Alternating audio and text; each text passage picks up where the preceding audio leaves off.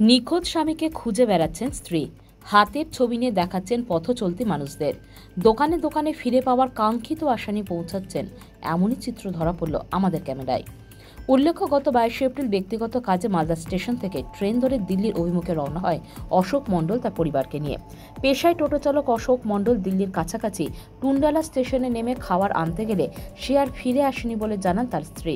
পরবর্তীতে তার স্ত্রী টুন্ডালা স্টেশনে ফিরে এসে খোঁজাখুঁজি শুরু করে তার স্বামীকে, কিন্তু কোনোভাবেই কোনো উত্তর খুঁজে পাননি।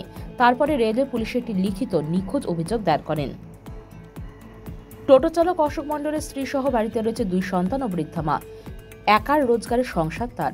রতুয়া থানার আটগামা বলরামপুরের বাসিন্দা অশোকবাবু। এমন ঘটনায় রীতিমতন চমকে উঠেছেন এলাকাবাসী।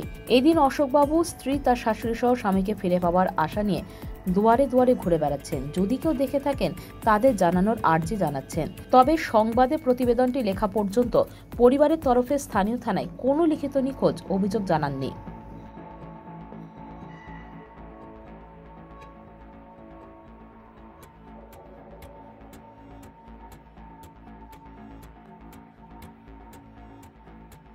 Euro news Bangla Times.